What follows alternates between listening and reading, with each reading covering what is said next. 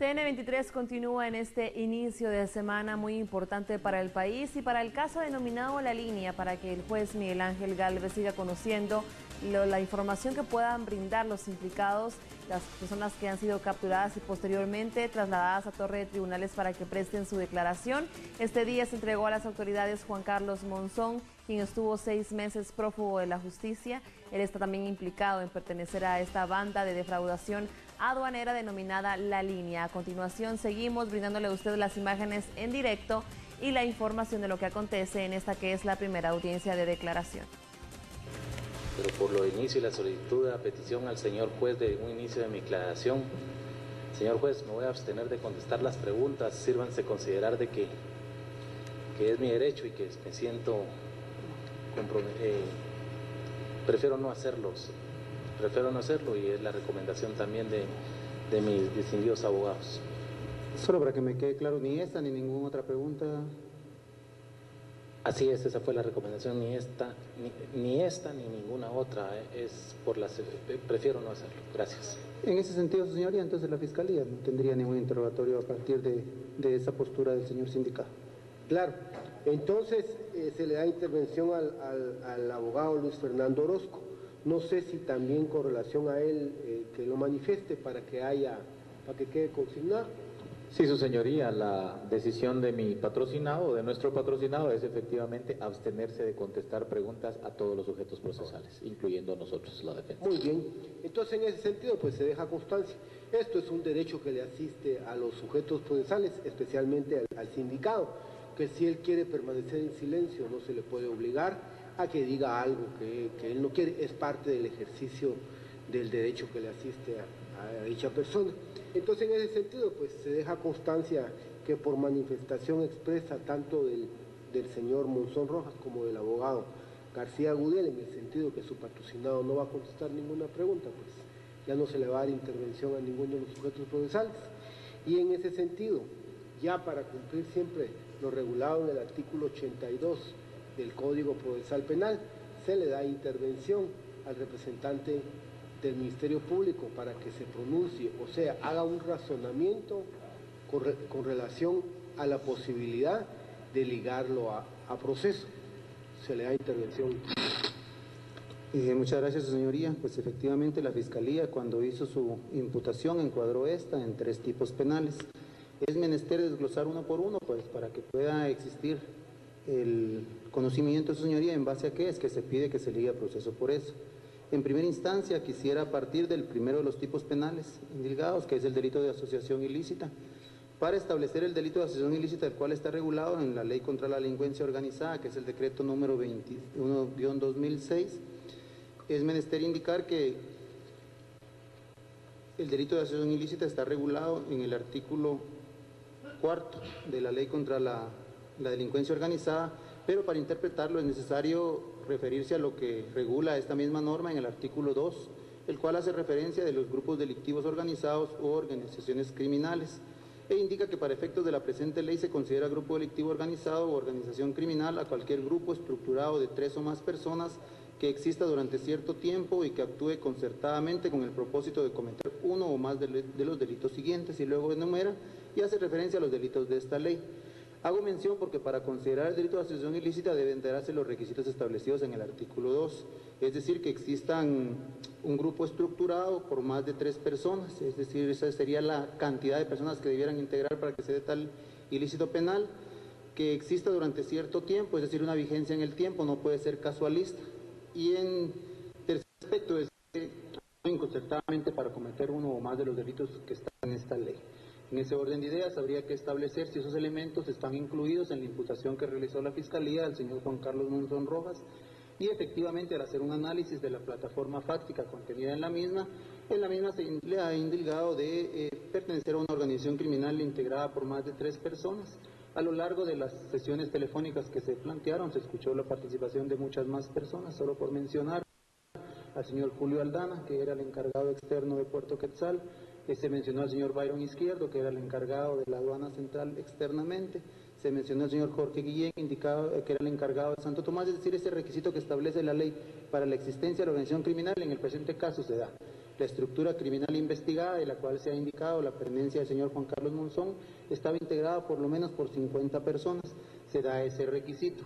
Se indicó que la estructura existía por lo menos desde el 8 de mayo del año 2014 hasta el mes de abril del año 2015. Eso es a través de las escuchas telefónicas, precisamente con la primera escucha, la 220, de fecha 8 de mayo del año 2014, en la cual se toca por primera vez a través de Eric Miau Miau, un importador, con el señor Julio Aldana, el tema de la línea, y es donde se tiene conocimiento de la existencia de esta. Al existir una vigencia en el tiempo a partir del 8 de mayo del año 2014 a la presente fecha, también se concibe el segundo requisito establecido, es decir, el requisito temporal que requiere la ley, la vigencia en el tiempo, que estaría en el presente caso plasmada por lo menos entre el mes de mayo del año 2014 al mes de abril del año 2015.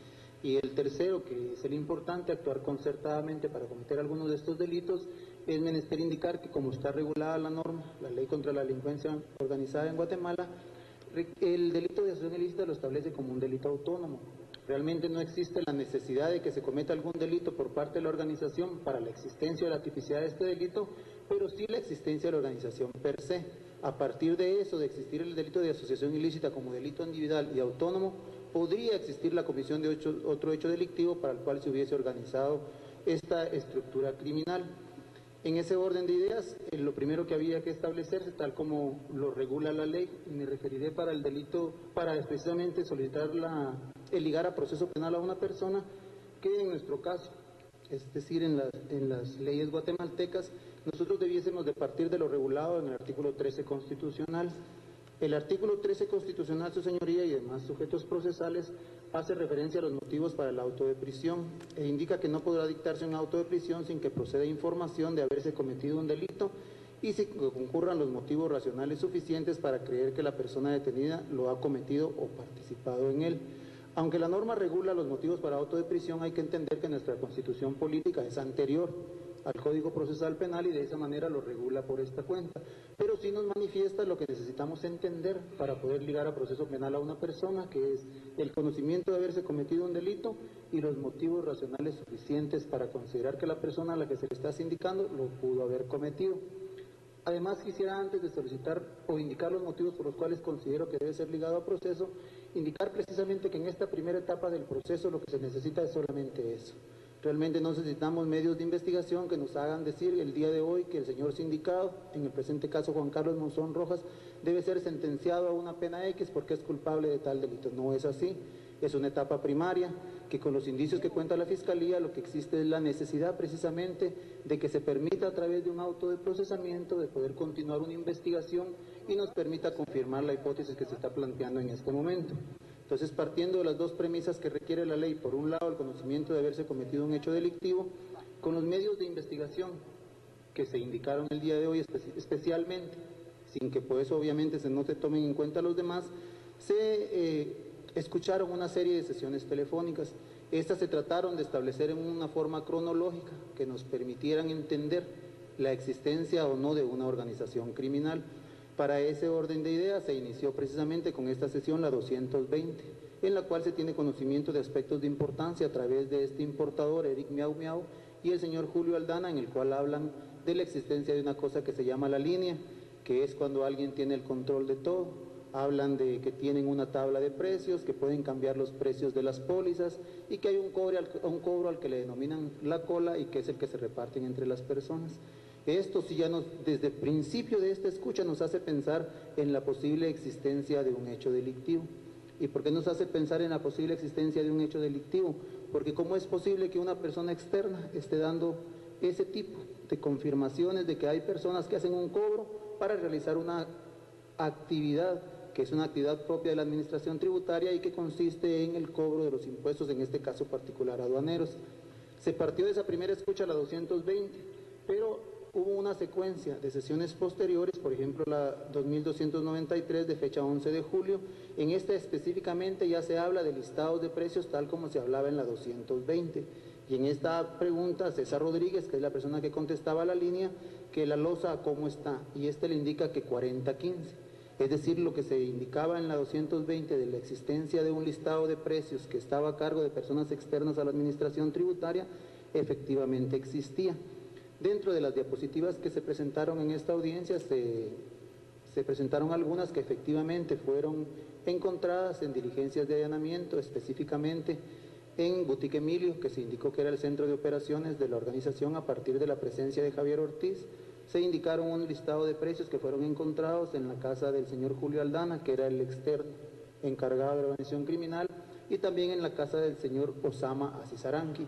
Es decir, este extremo está acreditado, por lo menos en la etapa que nos encontramos, que esos listados de precios a los que hacen referencia los miembros de la organización que participan en las escuchas telefónicas efectivamente existen. Se presentaron además una serie de escuchas telefónicas, pero haré mención a las más importantes, entre ellas a la sesión 100 de fecha 26 de junio del año 2014, en la cual los interlocutores, especialmente uno de ellos, que es el señor Estuardo Jauregui, que hacen referencia precisamente que existe un procedimiento dentro de la organización, que es que se tiene que hacer una llamada donde se reporta un contenedor. Eso se le notifica a una persona que es la que era la encargada en ese entonces de ir a recorrer la parte de la plata, que era un cobro ilícito que hacían estas personas, porque obviamente al no ser funcionarios de la administración tributaria, ni hacerse en una declaración establecida en procedimientos previos, hacían un cobro el cual no tenían la facultad para realizar. Y a partir de ese cobro es que se autorizaba en rampa para que del acuerdo previo que tenían sobre un pago de un ajuste se permitiera el levante o la salida del contenedor. Esa sesión es muy particular porque efectivamente nos muestra que eran personas externas las que estaban en capacidad de autorizar o no la salida de un contenedor, lo cual pues a todas luces era ilícito. En esta misma secuencia, su señoría, pues se presentaron otras en la cual una persona pues realizaba el cobro, hablaba ahí de 15,000 quetzales, que se veía poquita plata. Se escuchó una en la cual pues yo indicaba de que ya se referían no solo a tener un rol dentro de la organización, sino que a una persona se le pagaba por cobrar y a otra por contestar el teléfono. Aparte de tener una función útil para que la organización criminal cumpliera con sus fines, estas personas recibían a cambio de eso una remuneración económica que era la repartición del dinero ilícito que era percibido por la organización criminal y que lo repartían de conformidad con los distintos roles que tenían dentro de la organización criminal. Se presentaron unas escuchas que las haré mención porque me estoy refiriendo de lo que se presentó acá y por qué la necesidad de abrir a un proceso penal en este caso, es ligar a proceso al señor Juan Carlos, pero porque es muy importante que se presentó una secuencia de 3 llamadas telefónicas en las cuales hacían referencia a un contenedor para el señor Osama, el cual traía playeras y pelotas del Mundial. Esa llamada, señor juez, es de suma importancia. ¿Por qué? Porque en la misma nos dimos cuenta que estas personas se iban a tomar fotografías en un primera instancia de pelotas que no eran obviamente las que venían importadas y que estaban en el contenedor, y en el otro de sombrías que también eran marca Adidas, a decir de los interlocutores, y que el señor Julio Aldana le pedía a la persona que les tomara una en su casa de las que habían comprado en el mercado. Es decir, es muy importante porque eso nos demostraba que no solo había un cobro ilícito a través de la función que realizaba esta organización criminal, sino que además se inducía en error a la administración tributaria al poner fotografías que hacían parecer que el producto que venía en el contenedor era distinto al que realmente se estaba importando. Esa es una secuencia de varias. Luego establecimos que efectivamente la organización criminal, que es como una sociedad solo que para fines ilícitos, tenía dentro de la misma un cobrador, que nosotros le llamábamos a esta persona, la persona que recolectaba el dinero ilícito, pero que se lo pasaban a otras personas. Eso se determinó que había una persona que era el señor Maynor Pineda, que nosotros lo identificamos como el financiero, que era el encargado de recolectar todo y luego hacer las reparticiones. Y es muy importante la sesión 253 de fecha 21 de julio, porque en esa él le indica a su interlocutor Julio Aldana que está con el jefe cuadrando y que falta plata. Es decir, había una persona que se encargaba de recolectar la plata y hacer los cuadros en los cuales hacían las reparticiones para el grupo criminal. A partir de ahí, que nosotros ya teníamos identificada la existencia de esa organización criminal, pues aparece, y en esa que estaba con el jefe, que era un decir, el jefe no sabíamos quién era, aparece la sesión 273 de fecha 22 de julio, en la cual efectivamente una persona con un acento extranjero, que correspondería en ese caso al señor Osama Azizaranqui, habla de que efectivamente están dando una asesoría para el bien de todo el mundo para 15 millones de guatemaltecos. Hay una persona entonces que ya se arroga esa función de representar al Estado sin ser funcionario público, pero que dice que está trabajando para el bien de todos nosotros. Digo nosotros, yo me considero un guatemalteco dentro de esos 15 millones para los cuales esta persona recolectaba en las aduanas.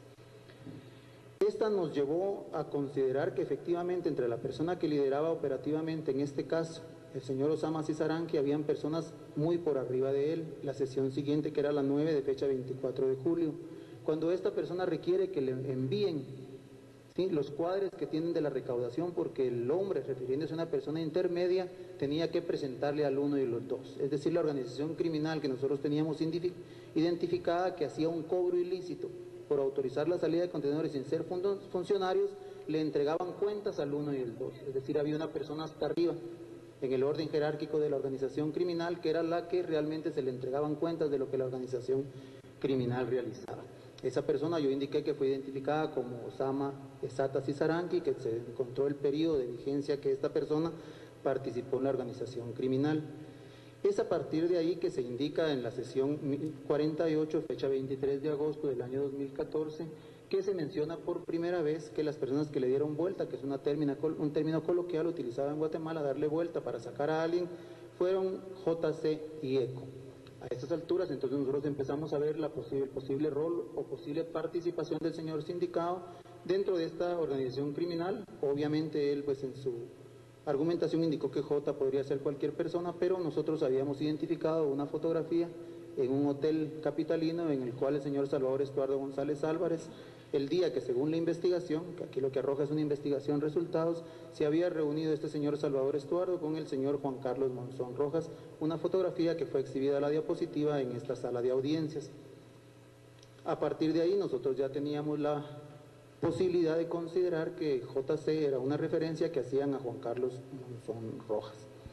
La organización criminal demostró tener más poder que el que se veía hasta ahora, que era el cobro anómalo por la autorización de salidas de contenedores, y que tenían la capacidad de darle una instrucción a una persona en rampa para permitir la salida, y es a raíz de la sesión 2301 de fecha 11 de julio del año 2014, en la cual Julio Aldana está hablando con Manuel Recinos, alias El Zorro, y él le da una indicación de todas las personas que van a ocupar las distintas rampas de Puerto Quetzal. A esa altura nosotros veíamos la capacidad de la organización criminal de poder poner personal en cada una de las 4 rampas conocidas hasta ese momento, que era la Fénix, Almacilos, la de Cobigua y Ematesa. Inclusive hablaban de grupo A y grupo B, es decir, tenían copado por completo lo que eran los turnos de revisión de mercancías, que era la cual permitía a la organización criminal cumplir su fin máximo, que era el obtener a cambio de la salida anómala de los contenedores una remuneración a cambio que era considerada como un soborno por ser funcionarios públicos las personas que lo autorizaban. Nos llamó poderosamente la atención la sesión 679, en la cual los interlocutores hablaban de que habían sacado a una persona porque se había tirado solo un contenedor, es decir, eso nos daba el conocimiento que necesitábamos a esa fecha para establecer que la organización criminal no solo tenía la capacidad de tomar por completo la aduana, sino cualquier persona que se saliera de los intereses ilícitos de este grupo criminal estaban en la capacidad de removerlo. Y sabríamos que para remover un funcionario de la administración tributaria, pues tiene que haber un funcionario superior que le permita realizar ese tipo de actividades, no es a cuenta de cualquier persona externa que a gusto propio remueve a un funcionario. Tenía que existir el contubernio de un funcionario de la administración tributaria de los revisores de mercancía. Llama poderosamente la atención en el periodo en el cual la Fiscalía indicaba que se quedó una persona interinamente cubriendo el puesto operativo de Osama Esata Cizaranqui, se indicaba que era el señor Byron Izquierdo. En la sesión 325 de fecha 26 de septiembre del año 2014 llama poderosamente la atención que los interlocutores Julio Aldana y Maynor Pineda indican que lo llevaron con JC. Nuevamente sale a la palestra de la investigación las iniciales JC e indican que la cosa está frita y que tienen luz verde. Eso es entendible en términos coloquiales, que estaba autorizado, que ellos pudieran seguir trabajando y que la persona que lo había autorizado era la persona que se identificaba con las siglas JC. Después de este conocimiento que se tenía, que la persona que identificaban dentro de la organización como JC, que estaba en la capacidad de darle luz verde a miembros externos de la organización para seguir trabajando dentro de la misma, aparece la sesión 507 de fecha 1 de octubre del año 2014. En esta ya estos miembros de la organización que tenían mandos medios dentro de la misma tienen conocimiento que aparece una persona nueva, que la identifican como Teniente Jerez, y que esta persona se va a hacer cargo del puesto que tenía Osama. Es importante esta persona, Teniente Jerez, porque esta persona tiene un antecedente en términos de defraudación aduanera a nivel nacional, en el caso conocido como el caso Moreno, el cual, pues si la memoria no me falla, fue desarticulado por allá por el mes de septiembre del año 1996-97. Por el mes de septiembre de uno de esos años me recuerdo que fue desarticulada la famosa Red Moreno. Entonces esta persona que estaba perteneciendo a este grupo y del cual era conocimiento de mandos medios de la organización, pues tenía este antecedente. Ya nosotros teníamos la duda de por qué motivos es que aquellas personas, el señor Osama había pedido que se le enviaran los montos de la recaudación para que esa persona se reuniera con el 1 y el 2. Para ese entonces 1 y 2 para nosotros eran referencias de personas que en la línea jerárquica podían estar obviamente por encima de los demás, pero llama poderosamente la atención esa llamada, que sigue siendo de los mismos interlocutores, es decir, Maynor Pineda y Julio Aldana, porque lo importante en esta es que mencionan dos cosas. La primera es que ya tienen conocimiento que están siendo investigados por la CICIG, algo que dentro de las audiencias que se han ido llevando a cabo, que tal vez no tenga conocimiento el señor sindicado, pero pues se ha establecido que efectivamente miembros que pertenecían a esta organización que se investiga tenían conocimiento que la Comisión Internacional contra la Impunidad en Guatemala estaba para ese entonces realizando una investigación relacionada con la defraudación en las aduanas, pero se menciona concretamente que la instrucción venía de parte del señor presidente. Mencionaron que para poder suplir esa deficiencia iban a remover los recaudadores, los que se quedaban por el 5% por realizar esta actividad, y que para ese efecto se iban a abrir 4 cuentas bancarias. Eso no lo presumimos nosotros acá, señor juez, se presume en base a los indicios razonables. Las cuentas bancarias de Corpogol existen. Efectivamente no hay una serie de sesiones que para los efectos de la audiencia de hoy no eran necesarios, pero los montos a que hacen referencia en las sesiones telefónicas se documentó con autorización judicial, obviamente, porque eran informes bancarios que fueron a parar a las cuentas de Corpogol. Y existían no solo 4 cuentas de Corpogol, sino al final se estableció la existencia de 4 cuentas.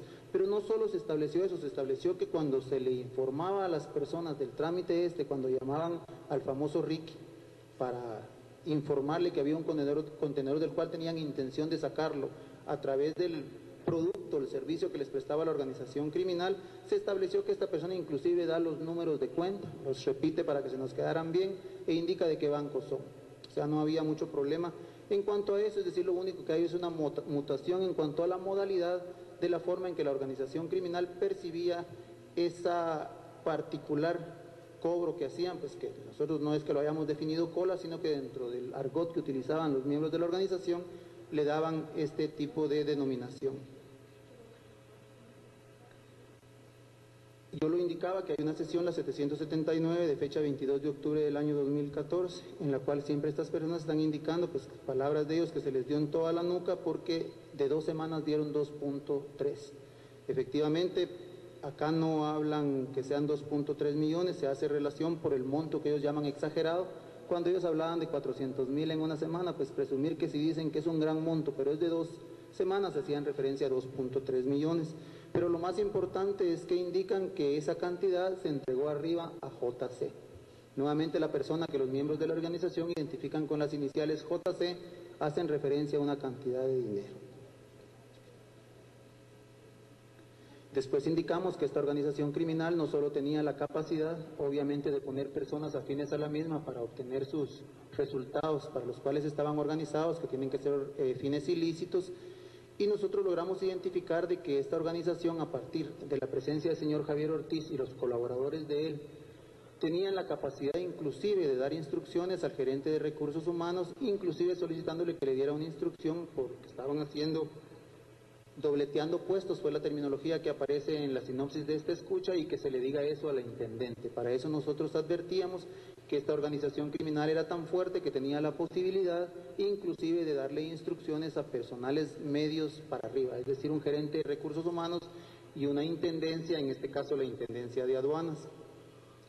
Surge ahí la famosa sesión 642 de fecha 10 de noviembre del año 2014, en la cual la interpretación que se hace de la unidad de análisis, y que pues es compartida, por eso se ha planteado como una hipótesis de la Fiscalía, el señor Juan Carlos Monzón, que es la persona que se identifica porque es palabras propias de la persona que participa, le habla a Carlos Muñoz, con la terminología que yo indiqué, que iba a ser breve y no muy claro, y hablan cuestiones propias relacionadas a la administración tributaria.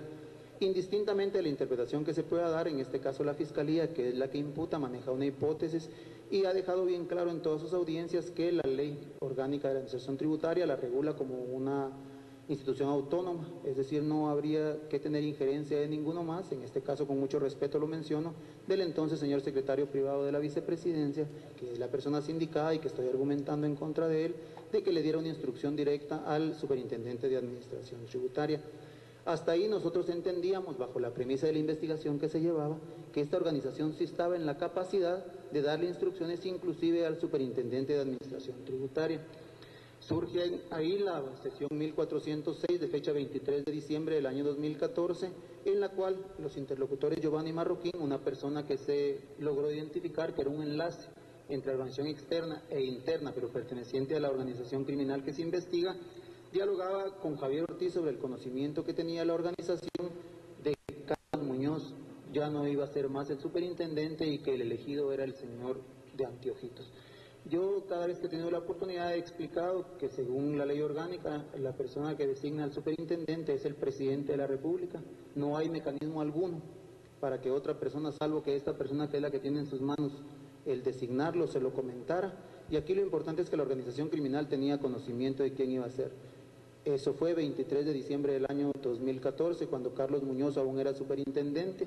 Esta persona fue destituida el día 5 o 6 de enero del año 2015, es decir, para ese entonces habían pasado 13, 14 días, y el señor Omar Franco, que es la persona identificada como Anteojitos, fue designado formalmente el día 28 de enero del año 2015, es decir, 35 días después, y lo digo con muchísimo respeto, la forma en que lo digo, pero a menos que tuvieran una bolita de cristal, la única cuestión lógica posible es que las personas que integraban la organización hayan tenido algún tipo de relación con la persona que iba a designarlo, que en este caso era el señor presidente. Aunque a partir de esa sesión, es decir, la sesión 1429, nos resuelve un poco la incógnita porque ya indican que a lo que va J es precisamente a establecer la posición que tiene esta persona en relación al grupo. Esta se complementa con la 1455 de fecha 23 de diciembre del año 2014, que en esta ya se indica que es de parte de la señora. Entonces, entendiendo que nosotros teníamos identificada la posibilidad de participación del señor Juan Carlos Monzón, al cual lo vinculábamos posiblemente con las iniciales JC, y la vinculación de la señora, que únicamente podía ser en este caso ya la vicepresidencia, que tuviera conocimiento de esto, fuera a través de ella, que fuera el interés porque fuera el señor Omar Franco el nuevo superintendente.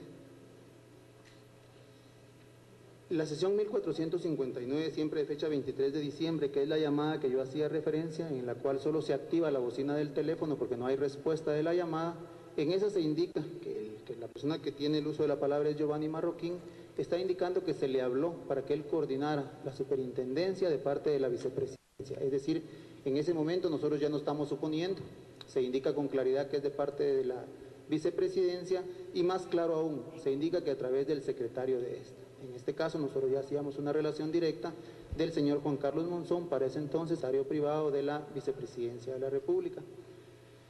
Y más aún las sesiones 420 y 424, que es cuando se habla de la portada del diario El Periódico, en la cual pues le indican que está la sinopsis que le están dando duro a J. En la portada lo sacaron.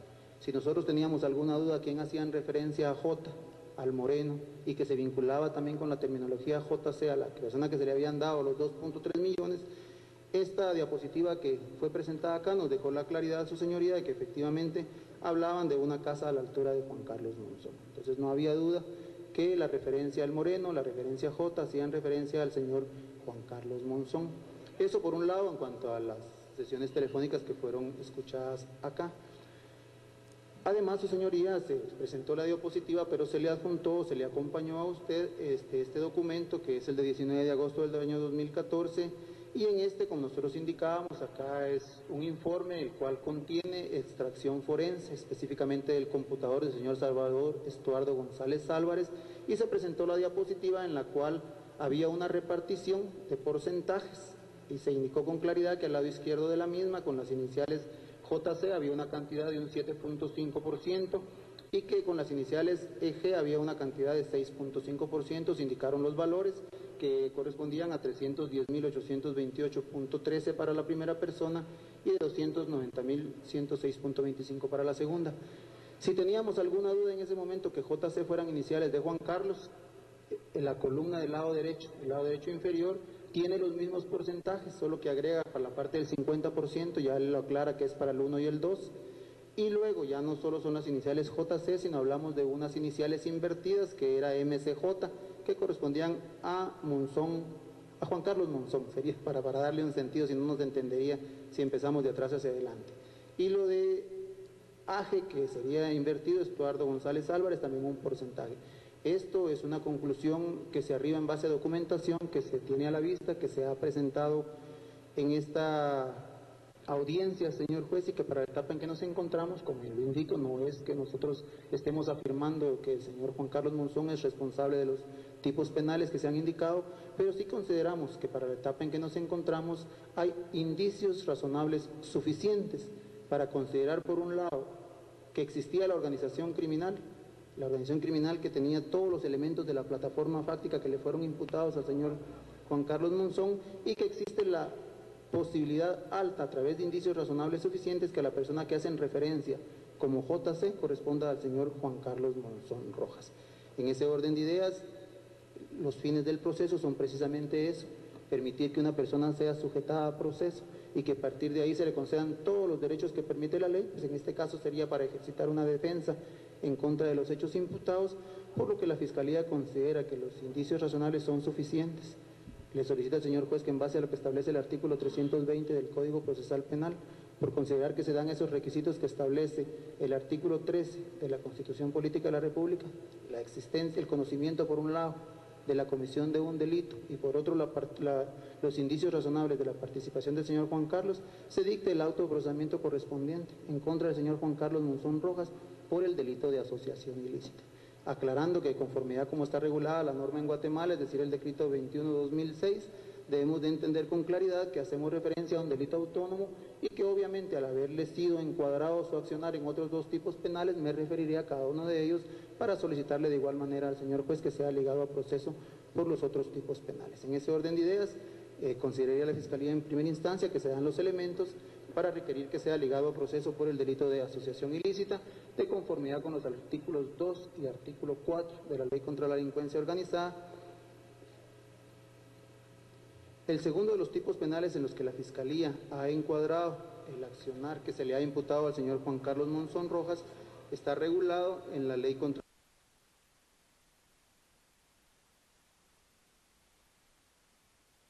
la defraudación y el contrabando aduaneros.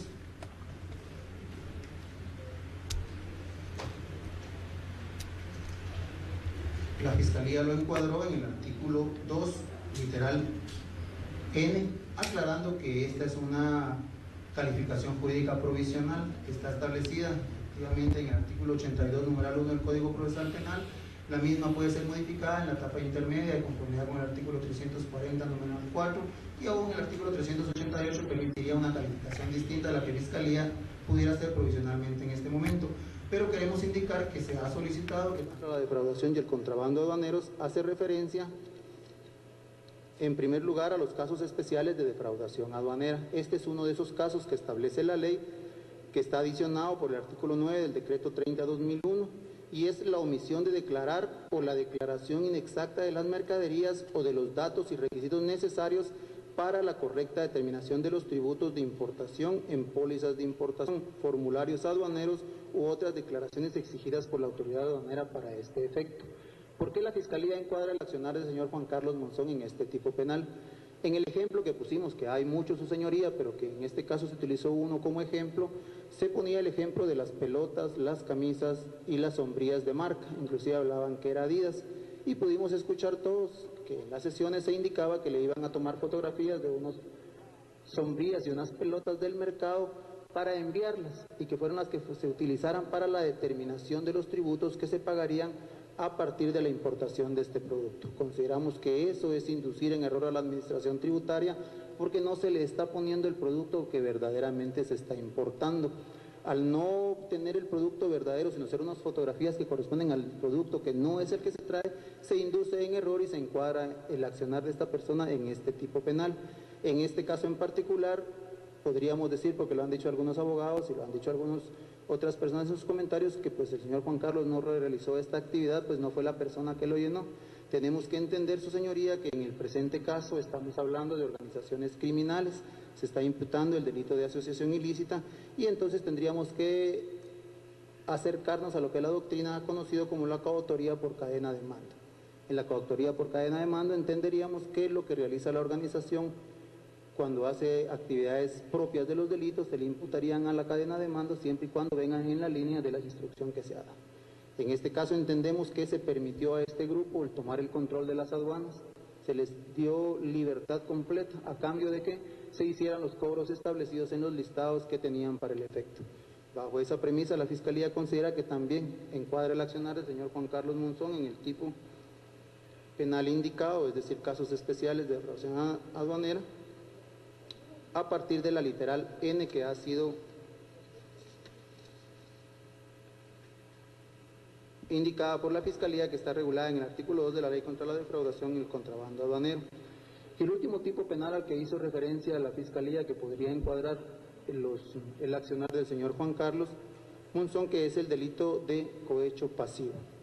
Dicho tipo penal está regulado en el artículo 439 del Código Penal y la ley lo regula de la siguiente manera: comete delito de cohecho pasivo el funcionario público, empleado público o quien ejerza funciones públicas que solicite, acepte, directa o indirectamente, cualquier objeto de valor pecuniario u otro beneficio, a título de favor, dádiva, presente, promesa, ventaja o por cualquier otro concepto para sí mismo o para otra persona, para realizar, ordenar, retardar u omitir un acto propio de su cargo.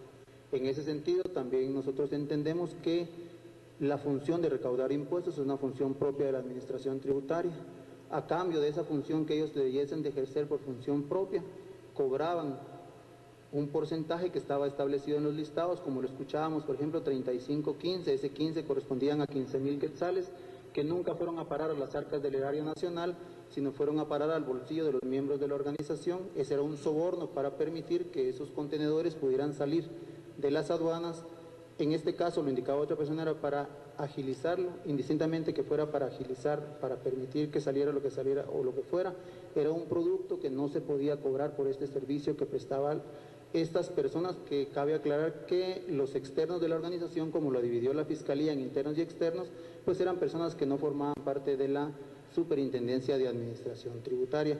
En el presente caso en particular ni siquiera podría darse un grado de complicidad, sino tendría que ser un caso de autoría, toda vez que el señor Juan Carlos Monzón, en el momento que se le ha imputado su permanencia a esta organización criminal, era el secretario privado de la Vicepresidencia de la República, es decir, era un funcionario del Estado.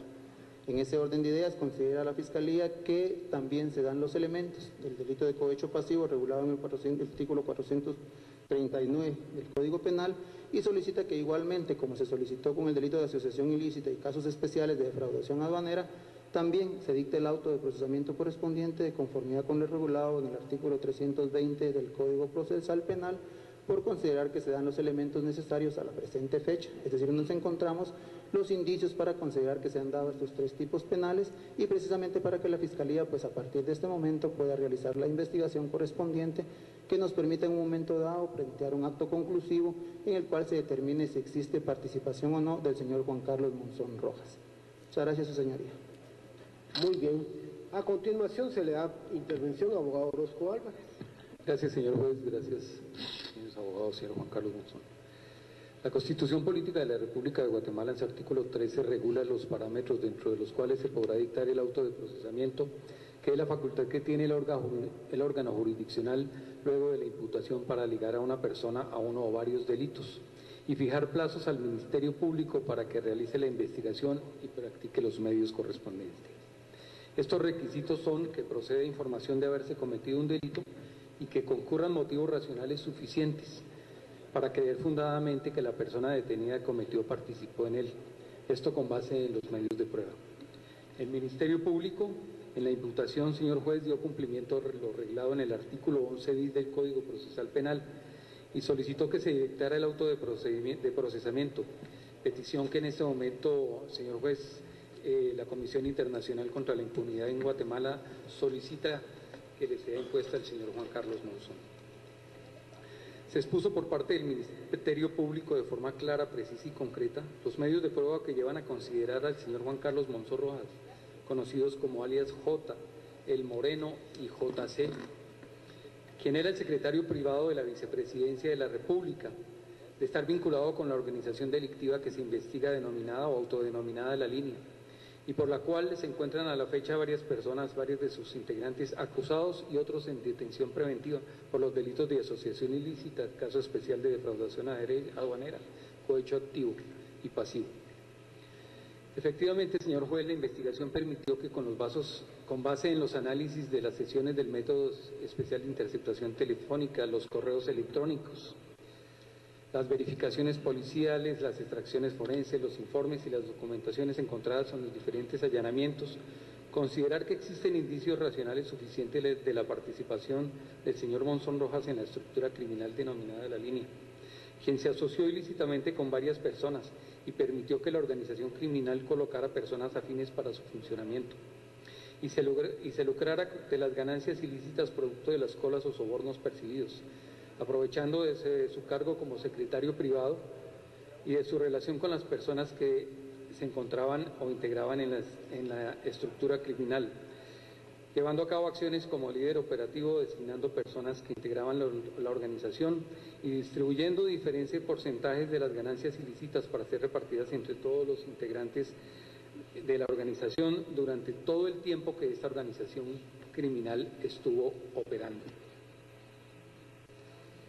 Esta estructura, como se ha sostenido, señor juez, es compleja y flexible. Se ha mantenido con roles específicos en cuanto al trámite de documentos, al cobro de colas o sobornos y a la coordinación entre funcionarios de la SAT y personas ajenas a la institución,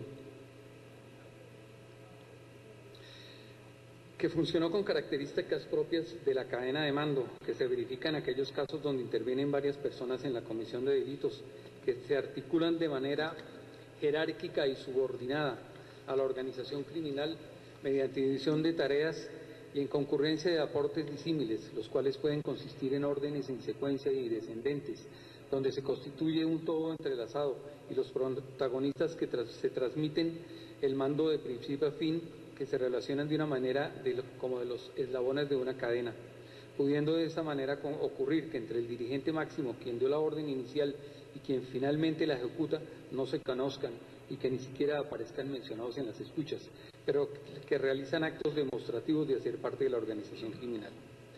Esta forma de intervención y concurrencia colectiva en conductas punibles es característica en organizaciones criminales como la que en este caso se presenta, donde existe una verdadera distribución de funciones de acuerdo a sus roles, debidamente concertada y compartimentada, que permitió poner a la Superintendencia de Administración Tributaria al servicio de unos particulares, quienes eran los que verdaderamente dirigían la política tributaria del Estado, en una especie de concesión ilícita con rasgos de crimen organizado, pues tenían la capacidad de obstruir la justicia y lograr la impunidad. Es evidente que teniendo funcionarios del máximo nivel, como el señor Juan Carlos Monzón en su momento, quien era el secretario privado de la vicepresidencia de la República, tenían toda la posibilidad de cooptar al Estado para ponerlo a su servicio, obstruyendo la justicia y evitando la persecución penal. Hecho de suma gravedad y complejidad que además de adecuarse a los delitos imputados contraviene la Constitución Política de la República de Guatemala, que establece que el Estado de Guatemala se organiza para proteger a las personas y a la familia y su fin supremo es la realización del bien común. Asimismo, es deber del Estado garantizarle a los habitantes de la República la libertad, la justicia, la seguridad, la paz y el desarrollo integral de las personas, concepto con el que se da fundamento considerar que la delincuencia organizada es un flagelo que actualmente ha colocado a los habitantes de la República de Guatemala en un estado de indefensión.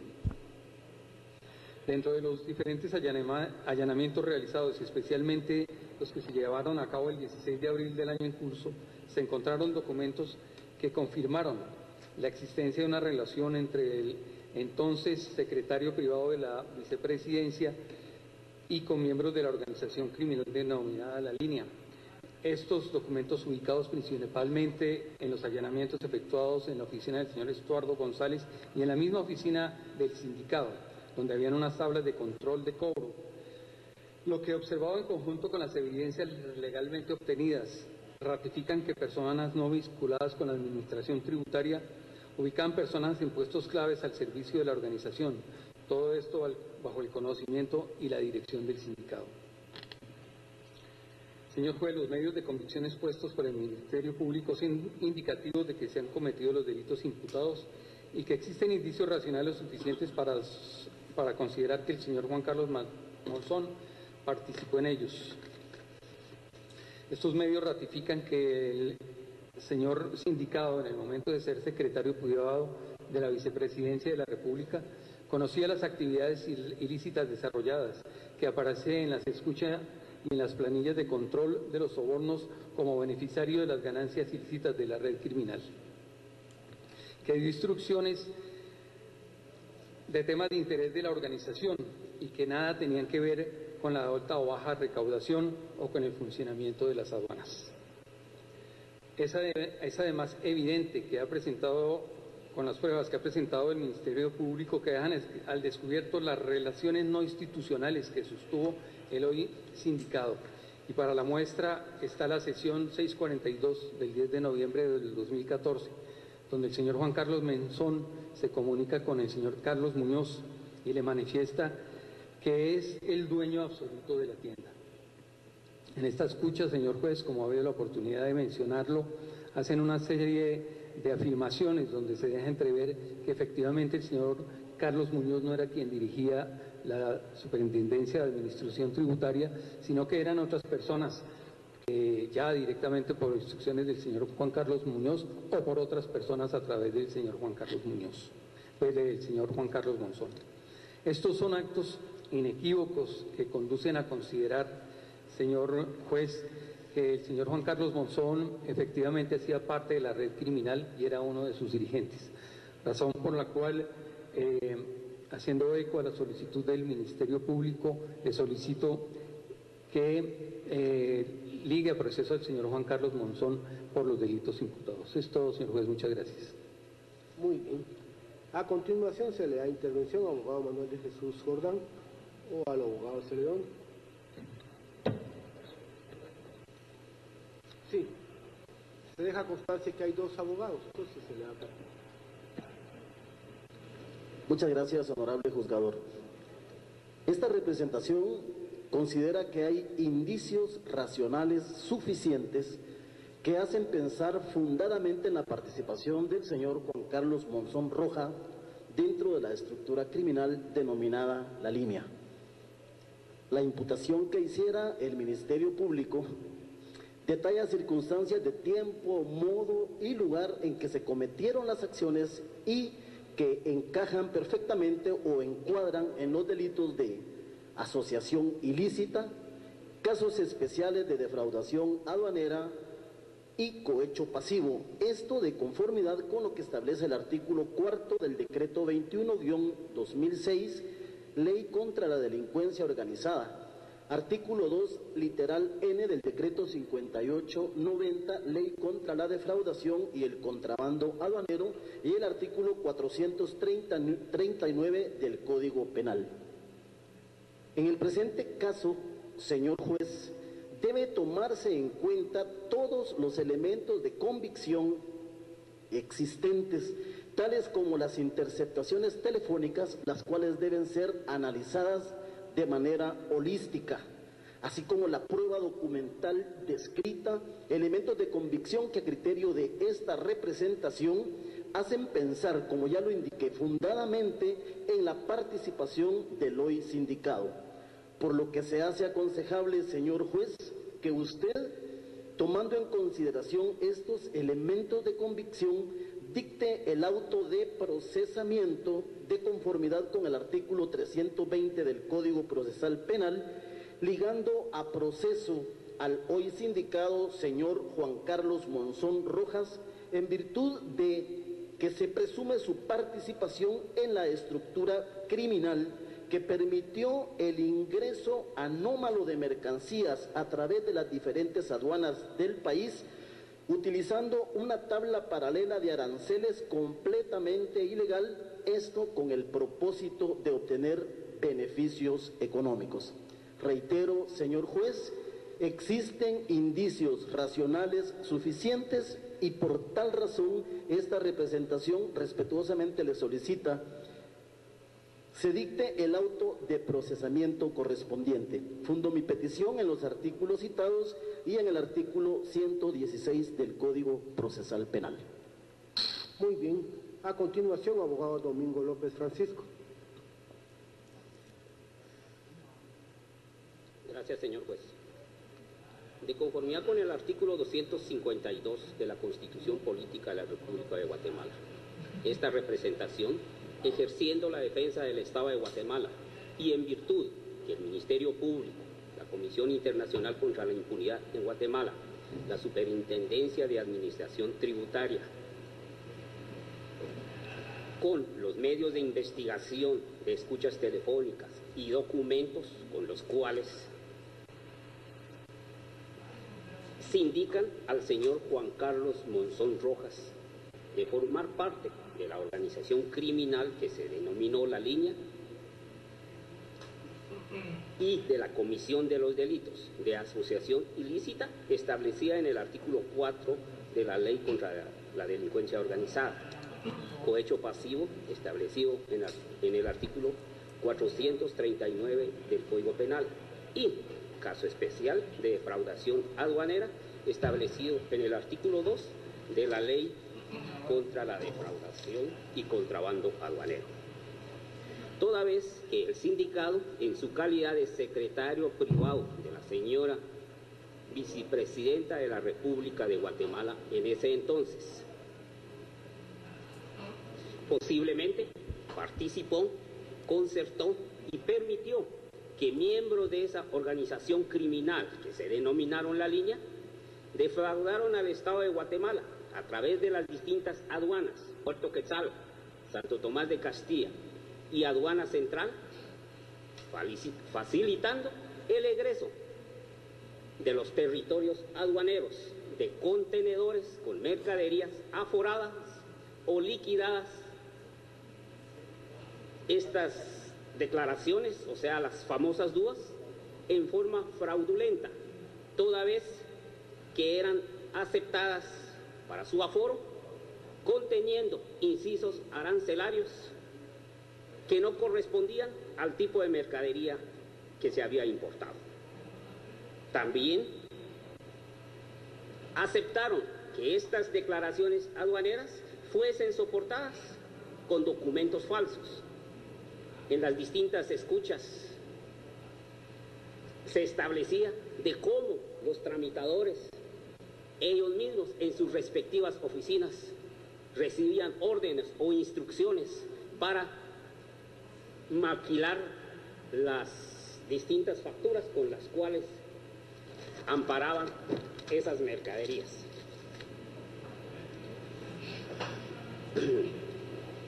De esa forma, señor juez, esta estructura criminal defraudó al Estado de Guatemala a través de un soborno que denominaron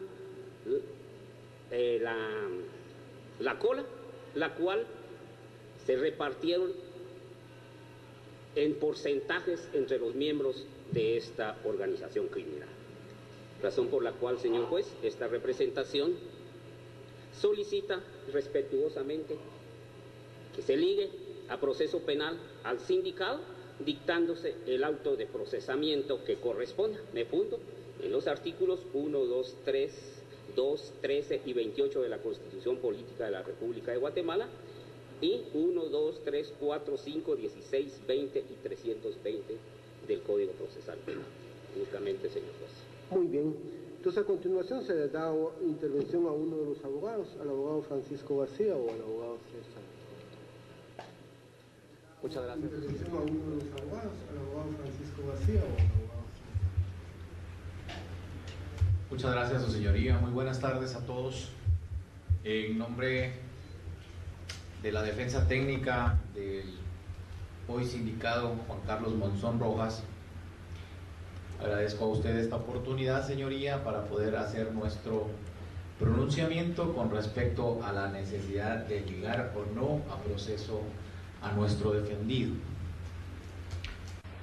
Hemos escuchado, su señoría, con muchísima atención las exposiciones que le han hecho en esta sala de debates los respetables colegas que me antecedieron en el uso de la palabra, en las cuales cada uno a su criterio hace las consideraciones pertinentes y por supuesto le dirige a usted la petición que bajo su particular punto de vista cree es la más idónea y adecuada para que usted decida en esta oportunidad.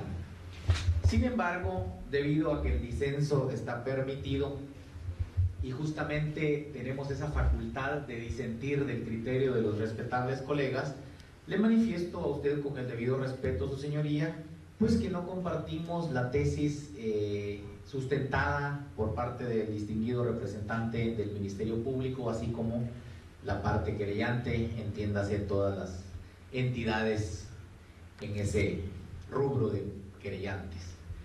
¿Y por qué le digo, su señoría, que no estamos de acuerdo? En primera instancia, usted está cumpliendo a cabalidad con el ritual procedimental establecido en el artículo 82 del Código Procesal Penal y lógicamente con lo que establece también para el efecto el artículo 320 del mismo cuerpo legal, en la cual se le ha hecho la imputación a mi patrocinado y se solicita que se le deje ligado a proceso por 3 tipos penales. Especialmente el primero es asociación ilícita, contenido en el artículo 4 de la Ley contra la Delincuencia Organizada. ¿Por qué manifiesto a usted, señoría, que disentimos de la petición que le han hecho los respetables colegas que me antecedieron en el uso de la palabra? El artículo 4 de la Ley contra la Delincuencia Organizada regula específicamente que se comete el delito de asociación ilícita las personas que integraron una organización con el interés de cometer o realizar actos delictivos. Y a ese respecto es donde disiento justamente del criterio vertido en esta sala de audiencias. Dice artículo 4, asociación ilícita.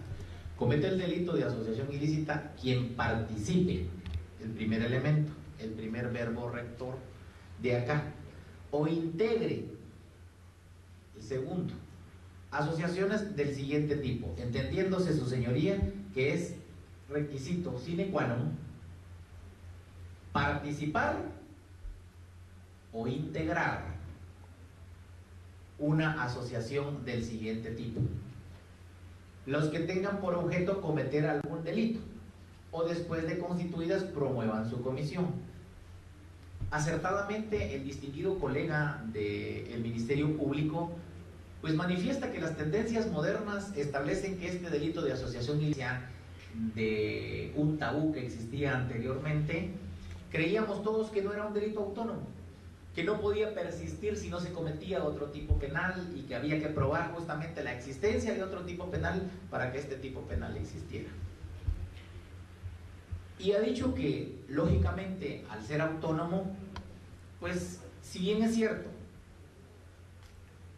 no es necesario probar los demás tipos, sino per se el delito puede tipificarse, también se establece el disenso que yo presento en esta oportunidad, señoría, porque para integrarlo en su totalidad, el Ministerio Público no tiene que demostrarlo, porque en esta instancia nos encontramos al inicio del proceso y lo que usted necesita son indicios racionales suficientes para creer que la persona incoada o imputada pudo cometer los hechos que se le endilgan, ni siquiera haber participado. Solo se necesita que en su mente exista esa creencia de que pudo cometer los hechos que se le endilgan. Sin embargo, también es indispensable que se le indique de qué manera participó o integró esa asociación. Eso es indispensable en esta instancia en la que nos encontramos, señoría, que se le diga a usted, porque el señor Juan Carlos Monzón, a través de esta actitud, participó en esta organización o la integró de esta manera. Se les indica que tenía algún orden jerárquico. Inicialmente se le ponía como el cabecilla. Los medios de investigación han arrojado que no era el cabecilla y ahora se le pone como el jefe operativo o algo así. Se ha puesto en las pantallas y en los cuadros sinópticos que se nos han observado. Sin embargo, no basta, señoría, con que pongan la foto de una persona sin indicar puntualmente el rol que cumplió esta persona. Si a usted le dicen, y la ley le indica a usted, señoría, que para cometer la asociación ilícita hay que participar o integrar de alguna manera en esa organización, pues como mínimo yo tengo que decirle a usted, fíjese que con esta llamada él gira instrucciones y da tal orden, y con eso entonces él da su consentimiento y está integrando, está motivando a los demás miembros de la organización. Pero escuchamos aquí una llamada en la que él interviene y en la que habla con el señor Carlos Muñoz. Pero en esa llamada lo que él le dice es: mira, papadito, te voy a hablar breve y conciso, no muy claro, porque ya explicó él, cuando expresa que no muy claro, es porque va a transmitir una orden del señor presidente de ese entonces, y pues de alguna manera hay que ser cauto a la hora de transmitir esas órdenes. Por eso es que dijo él: voy a ser breve y no muy claro, no por otra circunstancia que se malinterprete, porque con todo respeto, señoría, ¿qué de malo ve usted en esa llamada telefónica entre Carlos Muñoz y Juan Carlos Monzón? Lo que le está diciendo es: la tienda es tuya, entendiendo que tienda y SAT es exactamente lo mismo. O sea, le pudo haber dicho: la SAT es totalmente tuya, nadie va a meter las manos, porque él era el superintendente. A eso se refiere, y no necesitamos realmente hacer un esfuerzo mental agudo para interpretar que cuando le dice la tienda es tuya o la casa es tuya, pues se está refiriendo a que en la SAT nadie te va a meter las manos, ya te van a dejar tranquilo, tratar de sacar adelante el proyecto de los impuestos.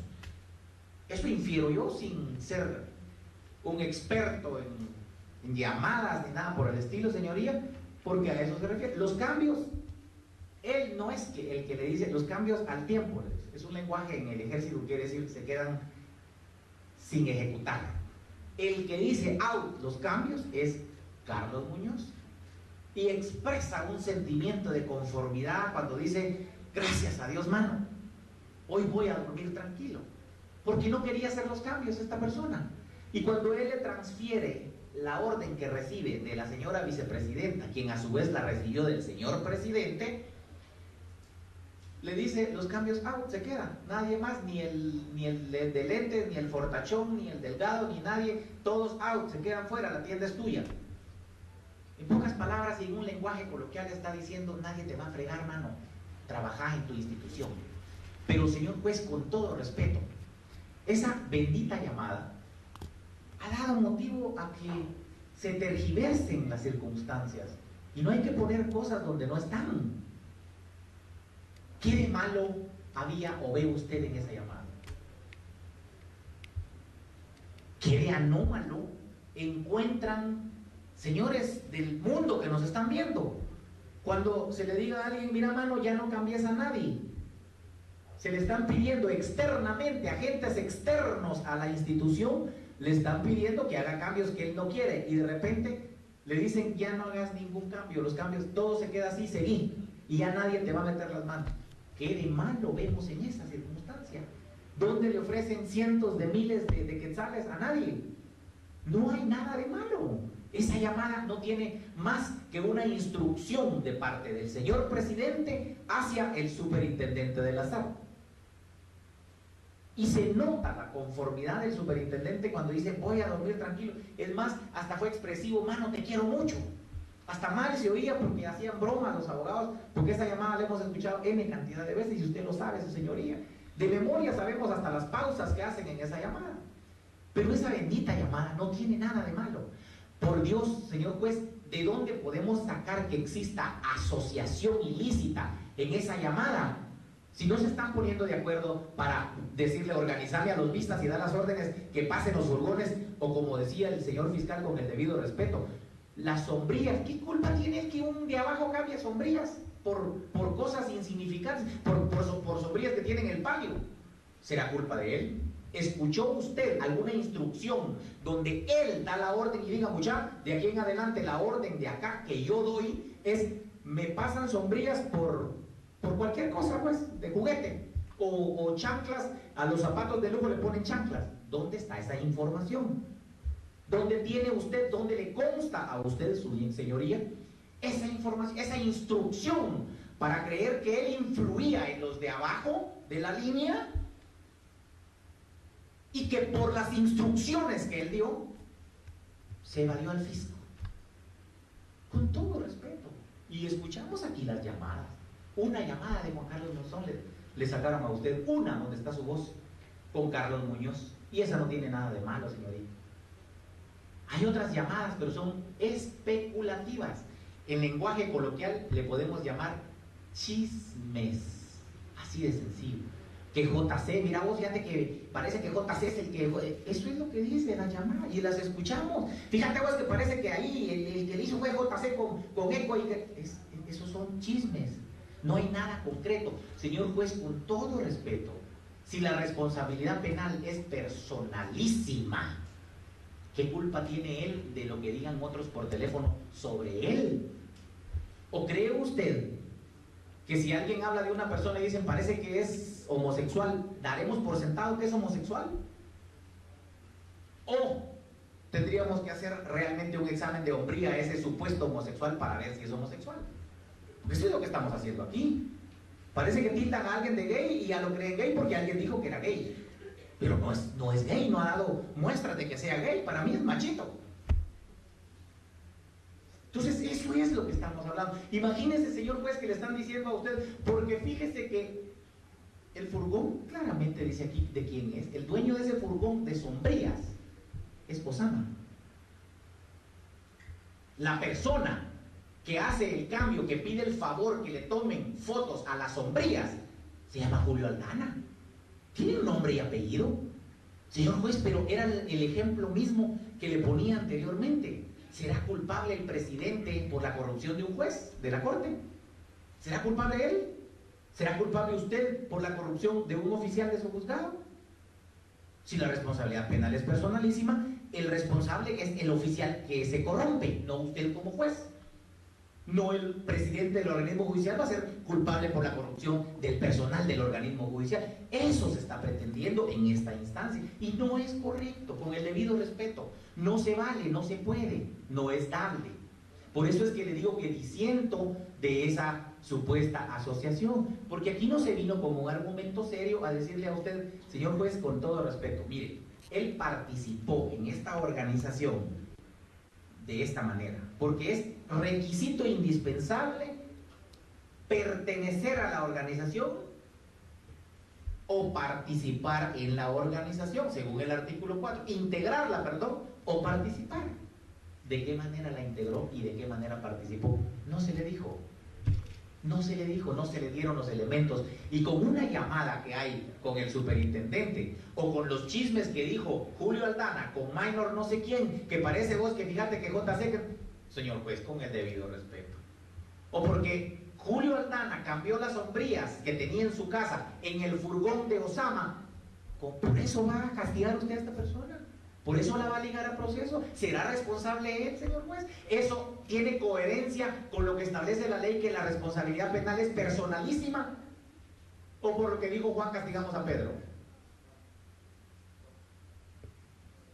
A mí me llama la atención cuando en esta sala de audiencias, todos lo hemos escuchado porque es público, se le pidió también que ligara por caso especial de defraudación aduanera, según el artículo 2, inciso N de la ley contra la defraudación aduanera a mi cliente.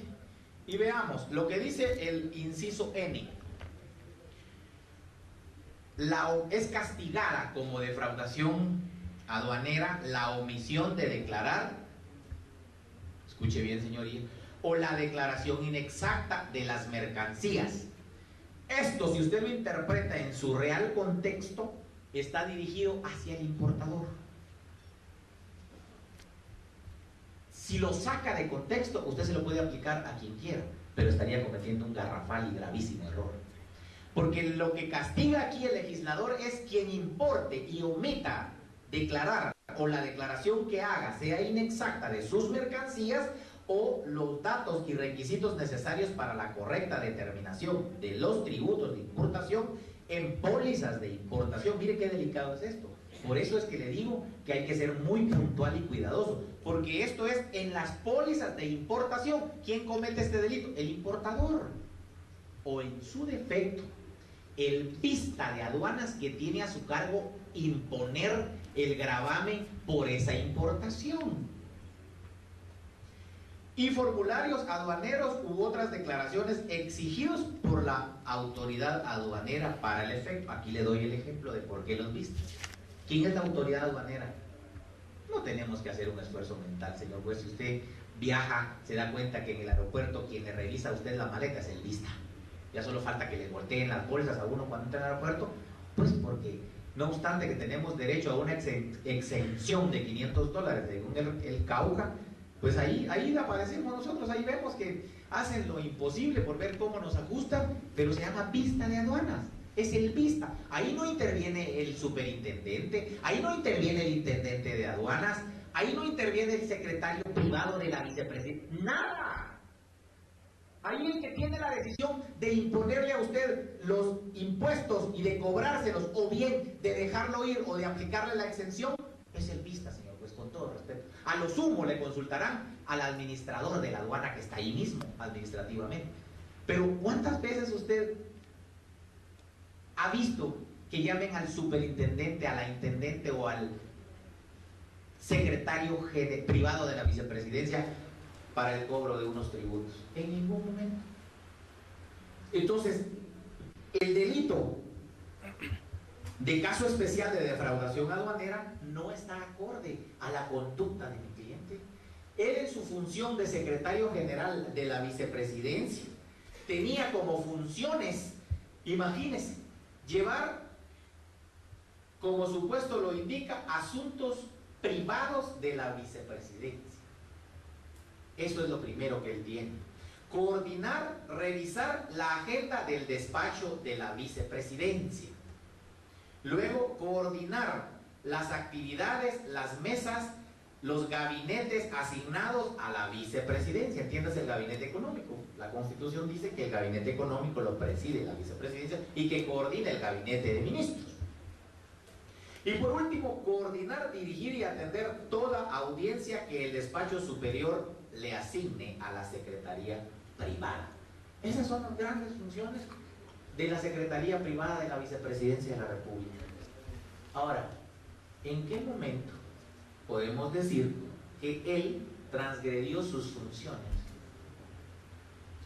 O que era función de él velar porque las pólizas no se cambiara sombrías de primera Adidas por sombrías garritas, porque así decía la llamada, esas son garritas, entendiendo el lenguaje, si no nos hacemos los babosos, que garritas se refiere a de baja categoría, ¿verdad, señor juez? Eso es entendible, no hay necesidad realmente de buscarlo en el diccionario popular.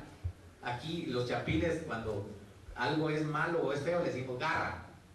Entonces, pues el cambio de las sombrías de marca Adidas por las garritas las hizo Julio Aldana, y el dueño de esa mercadería es Osama.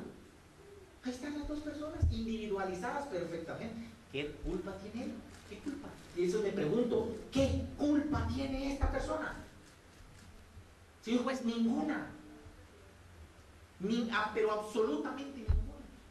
Ahora bien, ¿en qué momento él dio una instrucción, o la ha visto usted por escrito, verbal, de alguna manera, para que usted vea que efectivamente él sí dio esa instrucción y que por la instrucción que él dio, los miembros de la línea operaban de esa manera? ¿Dónde está? Yo no la vi. Por el amor de Dios, no la escuché No la encuentro, no la veo en lo que me pasó el Ministerio Público, en ninguna escucha está. Donde él dé la instrucción y diga, miren, de aquí en adelante, yo, Juan Carlos Monzón, el encargado operativo, ordeno que se cobre tanto. Es más, lástima que no contestó preguntas, que le hubiera preguntado si sabía de la tabla, quién hizo esa tabla. Pero, señor juez, con todo respeto, ¿dónde está esa instrucción para poder por lo menos darle a usted los elementos mínimos para creer que a través de eso él integró esa organización o participó como miembro de esa organización? Es más, señor juez, se habló aquí de la coautoría por cadena de mando. Me llamó realmente qué acucioso el distinguido fiscal y nos vino a dar una clase aquí de doctrina. La doctrina, dice él, acepta la coautoría por cadena de mando.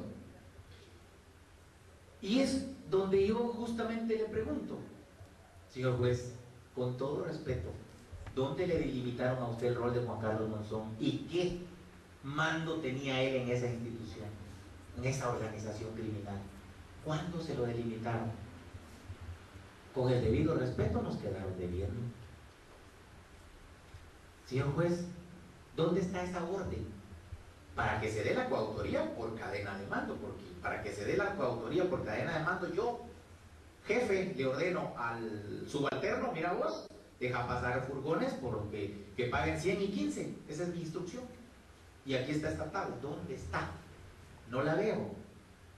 ¿O dónde está la instrucción que él dé, donde diga, escucha, cambien chancleta, zapato fino por chancleta de cuarta categoría? ¿Dónde está? ¿Quién dio esa instrucción, señor juez? Por favor, que alguien me explique, que alguien me aclare ese extremo. Pero no se lo pueden endilgar a Juan Carlos Monzón Rojas. Es más, él no conoce, de Estuardo para abajo no conoce, dijo, me preguntó, ¿vos quién es izquierdo? ¿Lo puedo ver? Y le dije, parémonos, porque aquí en el televisor, en la pantalla, se ve más claro que esta se ve muy opaca y casi no se ve. Y nos pusimos de pie, usted observó que le llamó la atención Julio Izquierdo, porque dijo, ¿quién es? Y lo fuimos a ver allá y le dije yo, y dijo, en mi vida lo he visto, no lo conozco. Entonces, ¿dónde está esa relación de mando para que se dé la coautoría? Porque yo no le puedo venir a hablar a usted que efectivamente la doctrina acepta la cadena de mando, sin decirle, y entonces como la doctrina acepta la cadena de mando, dése cuenta usted, señor juez, que en la escucha tal, él ordena a los de abajo dejar pasar el furgón. Ahí está, ahí usted encuentra la coautoría por cadena de mando. Ya no hablemos más, señor juez. No, sí, qué bonito, me pareció muy interesante la coautoría por cadena de mando, pero en todo caso la coautoría por cadena de mando se da aquí Osama hacia los demás, porque muchos le decían a él, aló jefe, ahí está, ahí se da la coautoría por cadena de mando, porque él decía, mira, de aquí vas a trabajar normal y si no cualquier cosa me decís y yo te quito y te quito cualquier problema, me llamás inmediatamente. ¿Escuchó? Escúchala. Esa es la autoría por cadena de mando a la que se refiere el distinguido agente fiscal. Pero está hablando de Osama, con W, no de Juan Carlos Monzón. ¿Qué culpa tiene Monzón de eso? Pregunto, ¿qué relación hay? ¿Dónde está la actuación de Juan Carlos Monzón para que se dé esta coautoría por cadena de mando? Ninguna. La respuesta es sencilla. No hay nada, N-A-D-A, señor juez, nada. No le mostraron más que una llamada entre él y Carlos Muñoz, donde no hablan de dinero. Yo no escucho que hablen de dinero. No hablan de vos, ahí me pasas mi coco, mi cola, mi coima, nada. Eso no existe, hablado en esa llamada. Sin embargo, aquí se le pide a usted que lo ligue por esas cosas. Sin embargo, señor juez, la labor suya es una labor, primero, garantista, en primera instancia. Usted es el garante de que a los ciudadanos de este país que desfilen por estas vías, en calidad de procesados, por supuesto, que nosotros también nos sentamos aquí, pero no nos sometemos a ese tamiz. Pero los sindicados tienen la dicha de someterse al tamiz suyo como juez de garantía, su señoría, para que usted evalúe en primera instancia la conducta de la persona. Eso es lo primero que un juzgador hace. Evalúa la conducta y la confronta con la imputación objetiva que le hace el Ministerio Público. Y ese choque que se da aquí en medio de esta sala, hablando figurativamente, usted extrae qué se acopla de la imputación objetiva a la conducta de la persona sometida a proceso. Entonces dice usted, bueno, sí le quedó pegado un color rojo, ese es el delito tal, sí se da porque sí, cabal casó. Es figurativamente hablando lo que hace el juez, esa subsunción de la conducta a los hechos abstractos contenidos en la ley. En donde le dicen a usted, justamente, el inciso N, la omisión de declarar o la declaración inexacta de las mercancías o de los datos que sean necesarios. Entonces, ahí usted, lo primero que le viene a la mente es, ¿quién omite declarar, señor juez? ¿O quién da declaraciones falsas? El importador, en la DUA, en la póliza. Él no ha importado nada. Y por último, aquí el delito le da a usted o la autoridad aduanera, que para los exigidos por la autoridad aduanera. Entonces viene el otro lado, el vista de aduanas. Pero tampoco, resulta que no es vista de aduanas. Él fungía como secretario general de la vicepresidencia, fíjese, señor juez. Y en su cargo no miraba pólizas. Su función no era evaluar pólizas ni autorizar el paso de furgones, no, para nada. Por último, me llamó la atención que pidieron, la mayoría coincidieron. Yo la verdad es que sí aprendí hasta a guardar cierto cariño por todos los del otro lado, porque todos los días aprendemos, ya llevamos ratos en este coloquio, y pues qué bonito es disentir y expresar el por qué o en dónde está el disenso.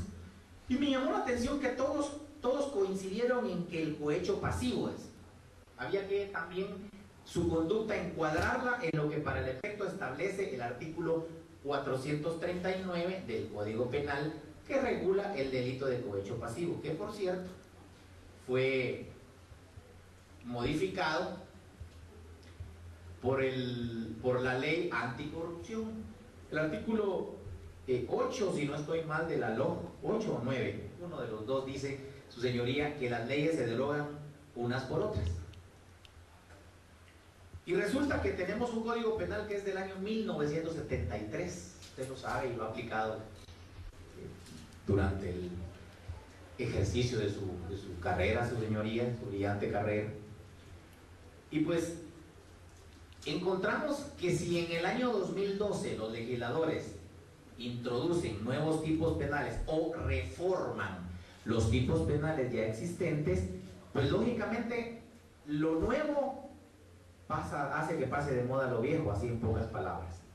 Y resulta que el artículo 23 del decreto 31-2012 del Congreso de la República, hace apenas 3 años que fue legislado y tocado este tema por el Congreso, cuando todavía trabajaba algo el Congreso, señor juez, y emiten la ley anticorrupción.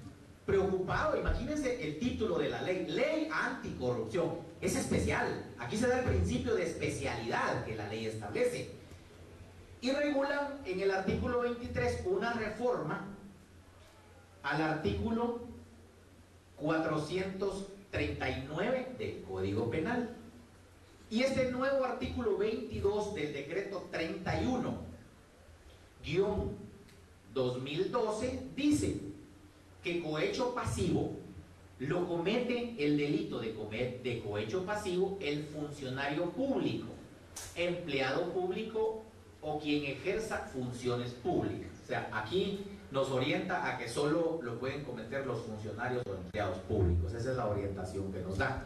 Pero dice que solicite o acepte directa o indirectamente cualquier objeto de valor pecuniario u otro beneficio a título de favor, dádiva, presente, promesa, ventaja o por cualquier otro concepto. Esto es lo importante, señor juez. para sí mismo o para otra persona, para realizar, es aquí donde quiero llamar especialmente su atención, para realizar, ordenar, retardar o omitir un acto propio de su cargo. Ojo con esto, señor juez. Porque aquí lo que dice que el funcionario público, para que cometa cohecho pasivo, debe forzosamente que realizar, ordenar, retardar o omitir un acto propio de su cargo. Usted le preguntó a mi cliente en esta sala de audiencias qué cargo desempeñaba. Y él puntualmente le dijo: secretario privado de la Vicepresidencia de la República de Guatemala. Ese es su cargo. Ahora, si el artículo 22 del código, de la ley contra la corrupción, que modifica en el año 2012 el artículo 439 del Código Penal, señoría, exige que para que se dé el cohecho pasivo, forzosamente la persona tiene que realizar, ordenar, retardar o omitir un acto propio de su cargo. ¿Qué culpa o cómo hace usted para endilgarle o para encuadrar la conducta de Juan Carlos Monzón como secretario privado de la vicepresidencia con lo que hicieron los del caso Lalín? ¿Cómo? Explíqueme, por el amor de Dios, cómo. Porque para que se dé el cohecho pasivo tiene que ser un acto propio de su cargo. O sea, alguien que le diga, por ejemplo, mira vos, coordiname el gabinete económico y hacer esto o dejar de hacer esto en el gabinete económico. Ahí es cohecho pasivo. O conseguirme una audiencia con la vicepresidenta de inmediato y te doy tanto, pues. Ahí es cohecho pasivo del secretario privado de la vicepresidencia. Ahí es cohecho pasivo. Pero, señor juez, nuestra obligación como sujetos procesales es darle a usted un argumento serio y ayudarlo a que encuentre la figura más adecuada e idónea al respecto. Yo ya le dije por qué disiento del criterio de los respetables colegas que me antecedieron en el uso de la palabra, y ahora vengo a proponerle a usted, con el debido respeto a su señoría, la misma ley, el decreto 31-2012 del Congreso de la República. O sea, en el año 2012 existía la preocupación de la corrupción en el Estado de Guatemala y el Congreso emite esta ley anticorrupción. Y aquí regula un tema específico en el cual considero yo usted puede subsumir la conducta de mi cliente. Y lo encuentro en el artículo 38 del decreto 31-2012 del Congreso de la República, ley anticorrupción, que reforma el artículo 251 del Código Penal. Y escuche usted y me dará la razón si la tengo, y si no, pues también acepto lo que usted resuelva porque es la máxima autoridad, estamos obligados a ello. Este delito se llama exacciones ilegales y dice: comete delito de exacciones ilegales el funcionario, ojo señoría, aquí se refiere al funcionario y él era funcionario, o sea, a él va dirigida perfectamente, encuadra usted la conducta de esta persona aquí. El funcionario o empleado público que exigiere impuesto, contribución, tasa o arbitrios ilegales o mayores de los que correspondan. Más claro, dicen en mi tierra, no canta un gallo. Ese es el tipo penal al cual se puede subsumir la conducta de mi cliente. Y es más, dice, si el funcionario o empleado público convierten en provecho propio o de terceros el producto de las exacciones expresadas en el párrafo anterior, la pena se aumentará en una tercera parte. Si el beneficio no fue solo para mí, sino beneficié a más, bueno, pues otro poquito más para arriba, ¿no? Porque no hay que otro. Pero ahí está la conducta. Y es la misma ley anticorrupción, señor juez, con el debido respeto. Una ley que fue promulgada en el 2012 sin lugar a dudas y a discusiones, esta es la ley que usted tiene que aplicar, la ley anticorrupción, porque va dirigida al funcionamiento del Estado, a regular la conducta de los funcionarios del Estado. Y Juan Carlos Monzón Rojas era secretario privado de la vicepresidencia de la República de Guatemala. En pocas palabras, era funcionario.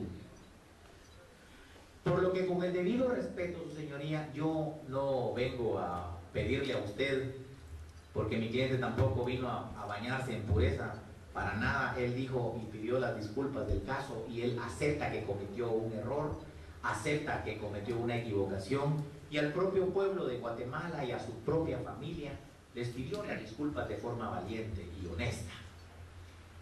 Pero, señor juez, con todo respeto, usted perfectamente en su actividad intelectiva no tiene otro remedio u otra salida que encuadrar la conducta de mi cliente en lo que para el efecto establece este tipo penal contenido en el artículo 38 de la ley anticorrupción, que reforma el artículo 451. Por lo que yo, de manera respetuosa, su señoría, le solicito que ligue a proceso a mi patrocinado Juan Carlos Monzón Rojas, única y exclusivamente por el delito de exacciones ilegales contenido en el artículo 451 del Código Penal reformado de la manera como ya se lo dije. Gracias por su atención y fundo mi petición en lo que para el efecto establecen los artículos 101, 382 y 320 del Código Procesal Penal. Muchas gracias, señoría. Muy bien. En ese sentido se da constancia que, con relación a la primera declaración, se le dio intervención a cada uno de los sujetos procesales. Yo considero que lo prudente es dictar la resolución el día de mañana, pero, o sea, con base a los requerimientos planteados por los sujetos procesales, dictar la resolución el día de mañana. El día de hoy, pues sí, considera este órgano jurisdiccional prácticamente a requerimiento del sindicato. Él lo manifestó con relación a que temía por su seguridad. Quisiera dejar constancia que no es primera vez que alguno de los abogados o el Ministerio Público me hace referencia de que el señor Monzón se ha querido presentar en otras oportunidades. Ya esto ya se había planificado y no se hizo porque en determinado momento pues anuncian algunos problemas, y ahora él lo manifestó cuando introdujo su declaración en el sentido que hace 2 meses se quería presentar y que su señora esposa había tenido un inconveniente, un contratiempo, una situación. Asumo yo que en determinado momento pues puede existir incluso temor. En ese sentido se va a proceder a dictar la resolución que se corresponde. Fíjense que este tipo de resoluciones, pues hay veces, como lo dije anteriormente, el Estado es el que tiene que garantizar la vida no solo de una persona, sino que de todos nosotros. Pues. Y por eso es que el artículo 1 dice: el Estado se organiza para proteger a la persona y a su familia. Su fin supremo es la realización del bien común. Y después dice el artículo 2: es deber del Estado garantizarle a los habitantes de la República la vida, la libertad, la justicia, la seguridad, la paz y el desarrollo integral de la persona. Entiendo que el Estado prácticamente se une para proteger la vida de todos nosotros que estamos aquí, y como consecuencia, pues lógico, nosotros tenemos que ceder parte también de nosotros, y por eso de ahí surgen los impuestos, de ahí surge esto, de ahí surge lo otro. Entonces, como que nosotros prácticamente estamos manteniendo al Estado. ¿Para qué mantenemos al Estado? Para que nos proteja la vida y la integridad de todas las personas. A veces, les soy sincero, pues yo siento a veces un poco de contrasentido que se supone que si el Estado nos tiene que proteger, y con mayor razón tiene que proteger a una persona que en determinado momento se le limitó su derecho de reclamación, con mayor razón la tiene que cuidar porque está bajo su esfera, prácticamente bajo su esfera está la persona. Y a veces es inconcebible que dentro de las mismas cárceles se cometan delitos. Aquí hay que demandar al Estado, definitivamente, porque el Estado es el inoperante, el Estado sería el incapaz.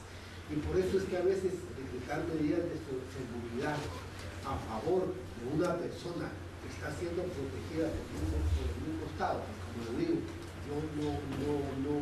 a veces no me explico esta cuestión, y por eso es que siempre relaciono el artículo 1 y el artículo 2, en donde es responsabilidad del Estado proteger la vida y la seguridad de las personas. Y asimismo también los artículos 24, que es el artículo de la Convención Americana de los Derechos Humanos. La Convención Americana de los Derechos Humanos, que se conoce como Pacto de San José de Costa Rica. En esto sí le encontraría sentido que sea la Corte Interamericana la que en determinado momento decrete la protección de la persona por ser un organismo internacional con competencia en toda América, que él sí le puede decir al Estado: mire, hágame el favor de proteger a esta persona. Pero no obstante hacer un trámite en la Corte Interamericana, pues esto estaríamos hablando de cuánto tiempo nos puede llevar, y la ley tampoco prohíbe, la misma Convención Americana no prohíbe que la protección la pueda ejercer, la pueda decretar un juez prácticamente que está en el uso del derecho jurisdiccional que le corresponde a todos los funcionarios. En ese sentido, este órgano jurisdiccional, tomando en consideración como primer punto que ya existía el interés en el presente caso del señor Juan Carlos Monzón Rojas para presentarse, en virtud de que tenía conocimiento de que existía una orden de aprehensión, como primer punto. Como segundo punto, dentro de su declaración, aparte que él en su introducción manifestó que hace 2 meses se quiso presentar y su esposa tuvo ciertos inconvenientes, ciertos contratiempos, y asimismo con el requerimiento planteado por la misma persona en el sentido de que tenía por su vida, este órgano jurisdiccional, con base en lo anteriormente indicado, considera prudente decretar medidas de seguridad a favor del señor Juan Carlos Monzón Rojas. Estas medidas de seguridad prácticamente se van a decretar no solo a favor de él, sino que a favor de la misma familia, porque se supone que ese es el sentido. No es suficiente solo con el titular, sino que con su misma familia, porque ese es el sentido. Es más, hay veces no hay necesidad que le hagan daño a la persona, solo con que amenacen a un hijo o a una hija, pues como que complican toda la situación. Esto desde el punto de vista, miren, aquí dentro de este proceso ya se han decretado, esta es la segunda medida de coerción, perdón, la medida de protección, y dentro de otro proceso con algunas características similares también se decretó medida de protección. ¿Y esto por qué razón? Aparte del requerimiento planteado, por supuesto, hay que tomar en consideración el tipo de investigación que está practicando el Ministerio Público. Todos los procesos son delicados, dependiendo quién sea el sujeto pasivo, el que recibe la acción o del particular. Todos son delicados, pero hay algunos procesos que tienen características un poco más especiales.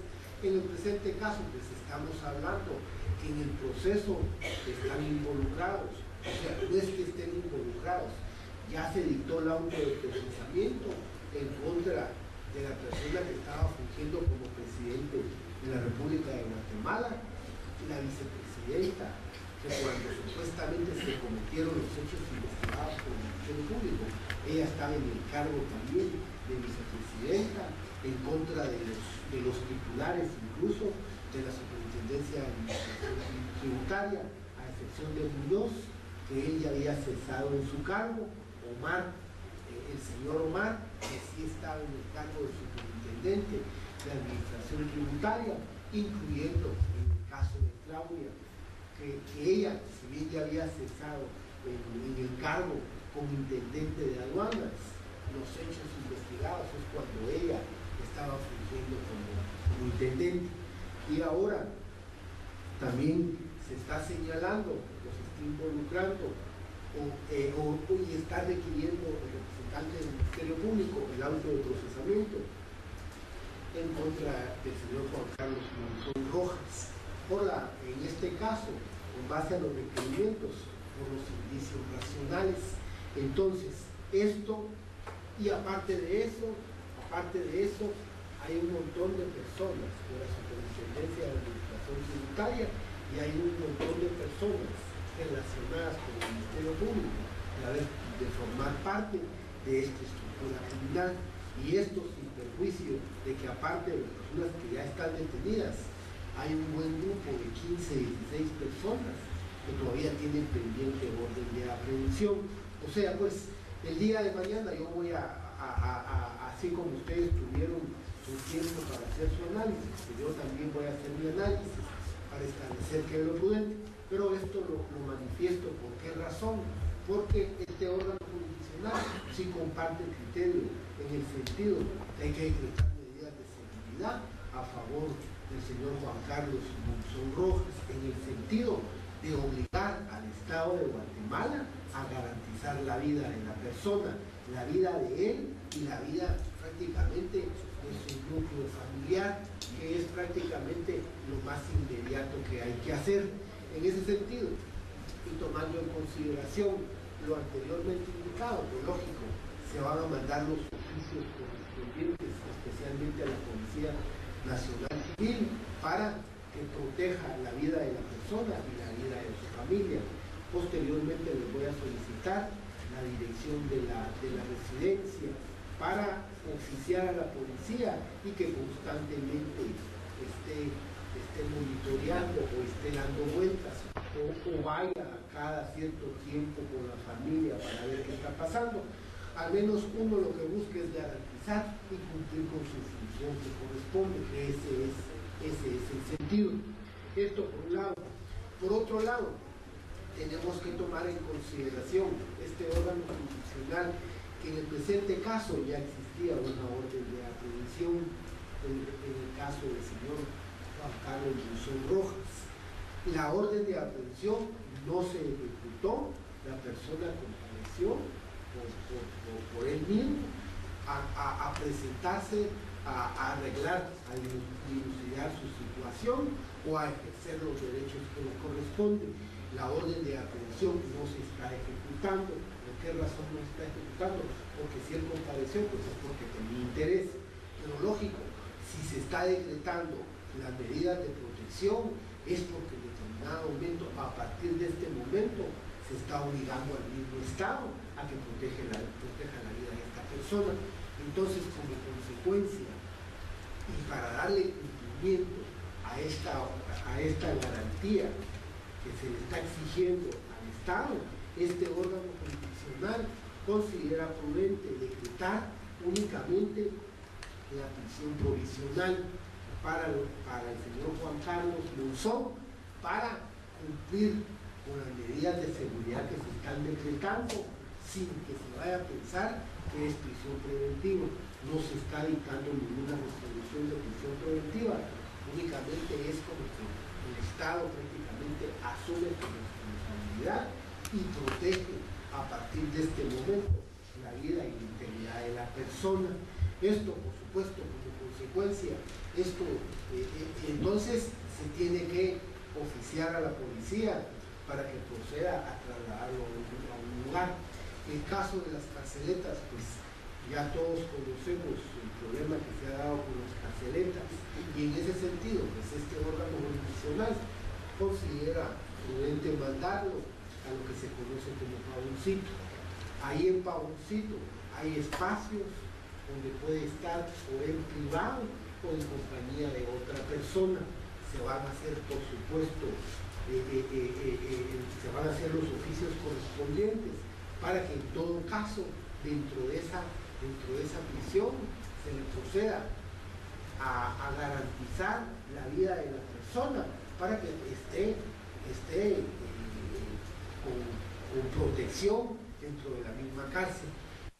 Esto de los agentes de la Policía Nacional Civil, que hoy no pueden estar en la prisión, pero entonces se le va a dictar una resolución o un oficio al sistema penitenciario para que haya ciertas consideraciones como persona para evitar que en determinado momento se vaya a poner en peligro o se vaya a atentar en contra de la vida de la persona.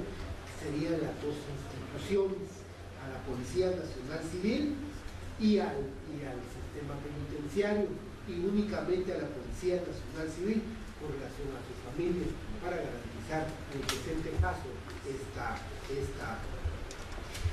lo que manifestó en su derecho procesal. En ese sentido, como fundamento legal para la resolución correspondiente, estaríamos hablando de los artículos 1, el artículo 2, el derecho de petición que les asiste a los sujetos procesales y que fue atendida por parte de este órgano jurisdiccional, y especialmente la Declaración Americana de los Derechos y Deberes del Hombre, que tiene relación con la Convención Americana, especialmente los artículos donde están los derechos, el artículo 4, el artículo 7 y el artículo 9 específicos de la ley, así como la Convención Americana de los Derechos Humanos, Pacto de San José, que es el artículo 24, el artículo 25, que es la misma protección judicial, que son los específicos para garantizar en este caso la vida de la persona. En ese sentido, este órgano jurisdiccional considera que con esto quedan legalmente notificados con base en los artículos 160 y 169 del Código Procesal Penal.